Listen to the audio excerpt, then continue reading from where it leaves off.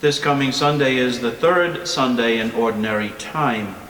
We hear about an episode in Jesus' life at the beginning of his public ministry.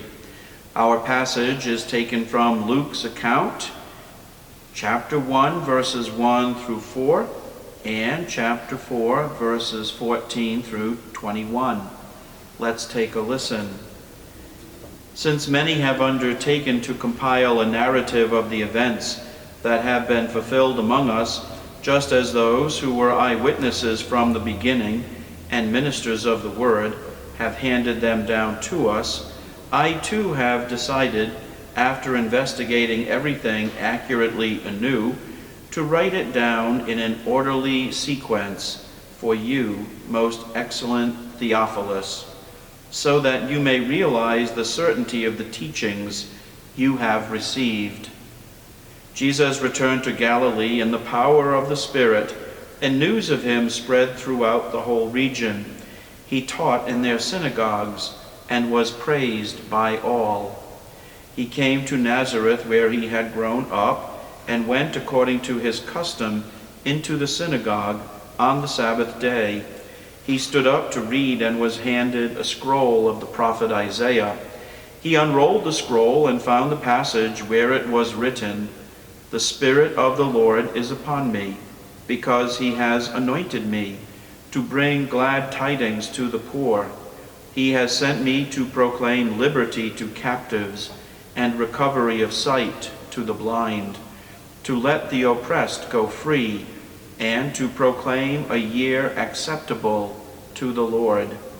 Rolling up the scroll, he handed it back to the attendant and sat down. And the eyes of all in the synagogue looked intently at him. He said to them, "Today, this scripture passage is fulfilled in your hearing."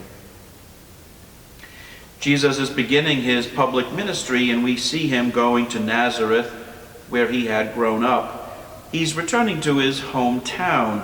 He goes into the synagogue on the Sabbath. Nothing unusual about that. He unrolls the scroll and reads from a passage in the prophet Isaiah. Nothing unusual about that. He finishes reading, rolls up the scroll, and sits down. Nothing unusual about that. What he does next is startling. He says to the people there, "Today, this scripture passage is fulfilled in your hearing." In other words, he's telling the people that he is the Messiah, the one they longed for, the one who would bring glad tidings to the poor, the one who would proclaim liberty to captives, the one who would give sight to the blind, the one who would let the oppressed go free. The person Isaiah was writing about was him. If you were sitting in that synagogue, what would your reaction have been to Jesus' words? Surprise? Anger? Who does he think he is? Gratitude? Finally, the one we have been waiting for. Jesus is giving us a preview of what his ministry will be about. Do we not read about the oppressed, the poor, the blind in our gospel passages? Jesus reaches out always to those who are in greatest need. In a way, we too can be poor and captive and blind, perhaps in a spiritual way. But Jesus does come to us to be that good news. We want to hear that good news. We wait to hear the good news. There is so much bad news and so much sad news around us. And we can be very aware of our poverty, our captivity, or lack of freedom, and our blindness. The one who can raise me up, care for me, restore in me what is broken, has arrived. What is it like to finally get what you have been longing for, wanting, anticipating for such a long time? During the holiday season, perhaps we were waiting for a package to arrive. Perhaps we were waiting for the arrival of a family member to visit us.